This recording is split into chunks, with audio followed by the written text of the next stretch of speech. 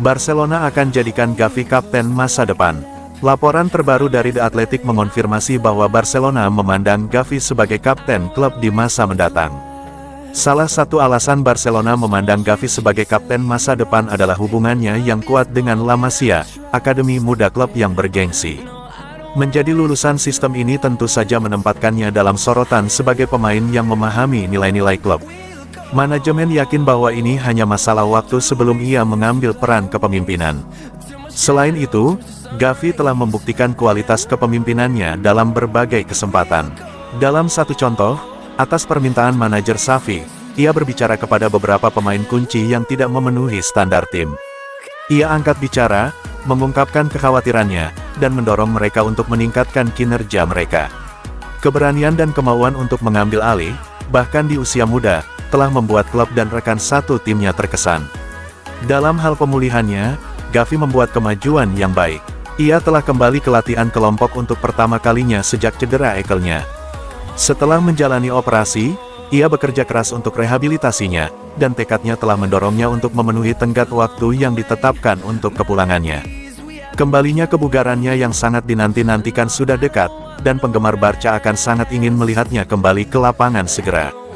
Dengan kemampuan kepemimpinannya, etos kerja, dan hubungannya dengan klub, mudah untuk melihat mengapa Gavi dipandang sebagai kapten masa depan Barcelona.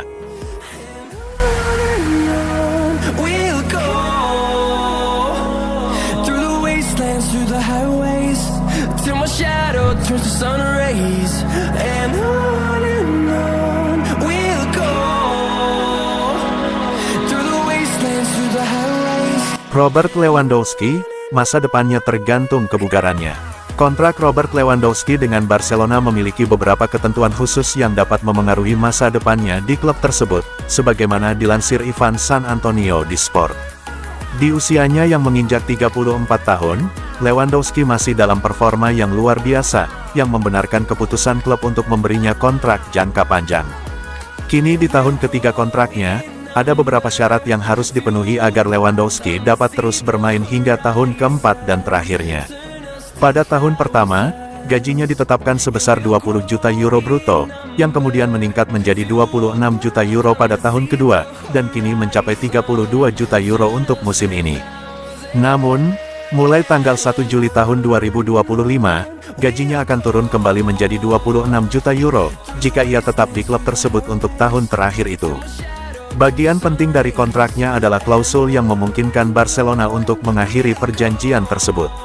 Klausul ini menyatakan bahwa Lewandowski harus bermain setidaknya dalam 55% pertandingan musim ini agar kontraknya dapat berlanjut. Namun, tidak semua penampilan dihitung. Hanya pertandingan di mana ia menjadi starter atau bermain setidaknya 45 menit yang dihitung. Mengingat status Lewandowski saat ini sebagai pemain kunci di bawah Hansi Flick, tampaknya dia akan memenuhi persyaratan ini.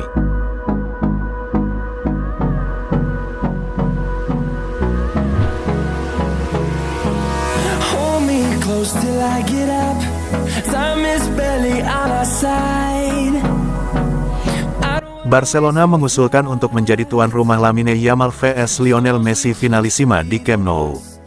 Finalisima yang sangat dinantikan antara Argentina, juara Copa America 2024, dan Spanyol, pemenang UEFA Euro 2024, menjanjikan akan menjadi acara yang seru. Para penggemar Barcelona khususnya akan menantikan pertemuan ini, yang dapat mempertemukan mantan bintang Lionel Messi dan sensasi terkini Lamine Yamal.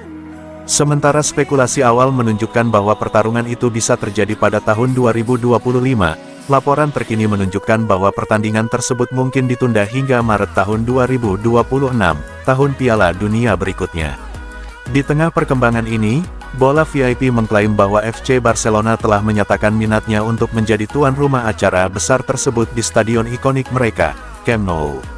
Ini adalah perkembangan yang menggembirakan bagi penggemar Barcelona, karena berarti mereka bisa menyaksikan Messi dan Yamal saling berhadapan.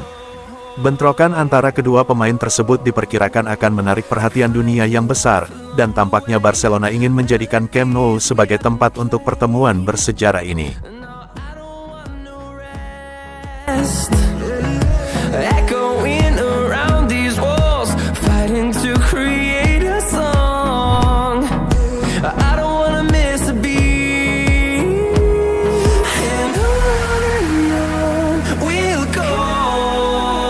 Pablo Torre bikin Hansi Flick larang kepindahannya.